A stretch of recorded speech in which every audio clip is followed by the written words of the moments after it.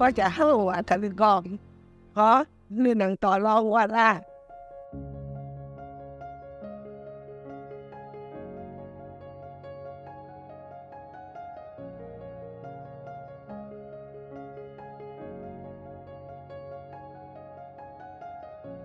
We are living on the legacy of the sisters by giving back to the community. So the idea of us being proactive in serving the community came about in the form of our community outreach unit, which definitely grew over time.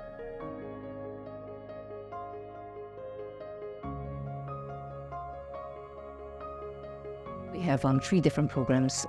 We sort them out by the locations. One is the outreach clinics, which are based not in the hospital, but in the community itself. So we've got 2 outreach clinics, one at Toa Payoh,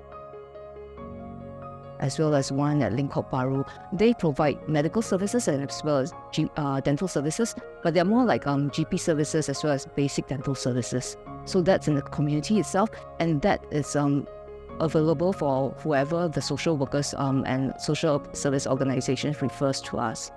Then we have the hospital-based programs. These are strictly for the transnational spouse because these are the groups that don't get subsidies at the restructured hospitals. So we do realize that there is a group that can't quite get healthcare access because they can't afford to. So this will cover, it could be like maternity, it could be just for diagnosis, they have a back pain but they have no idea why, or they have chest pain but they have no idea why. So we help to diagnose what is the issue. And then as we interact, we do realize, for example, the persons with disability segment, it's very hard for them to actually come to our clinic.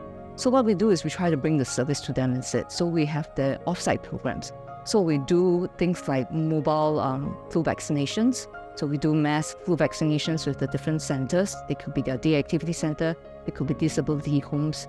So we do that on an annual basis with them. Recently, a friend asked me whether it's depressing to be in the outreach team because we often get to see people who are in like challenging circumstances or have faced unfortunate events in their life. So my answer to her was actually no. I didn't need to think much about it. It was just an instant no. Because instead of feeling like depressed, I actually appreciate the small things in life more. Simple things like being mobile, being healthy, all this actually means a lot to everyone, and that is where we can come in to help those who are not able to access healthcare readily.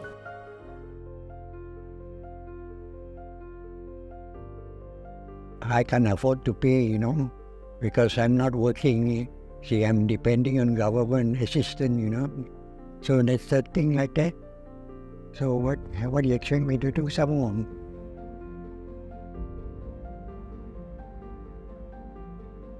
Mdm Yaiwong has narrow angles in both eyes and had a risk of having an acute glaucoma attack. So she needed laser iridotomies, a procedure to create a channel between the part of the eye and the back of the eye. She also had a pterygium, which is a fleshy growth on the front of the eye that was almost crossing the center of her vision. And so that needed to be dealt with.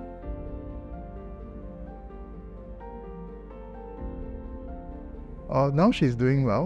Vision is good. Now her eyes are very stable, and I've just given her a 6-month follow-up just for a review. After our help to assist her with some of the operation that she needs, I can slowly see her become more cheerful and confident, and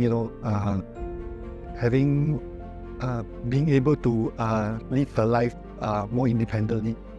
There was an incident whereby the clinic staff from the Irish clinic encountered a deaf patient and they needed someone to communicate with. As the deaf person myself, they actually video called me to convey a message to the patient in sign language or gesture. I am glad that this is at least something that I can do to help the patient and the clinic staff on that communication barrier. It's very heartwarming for me when they still choose to be optimistic despite what they have been through.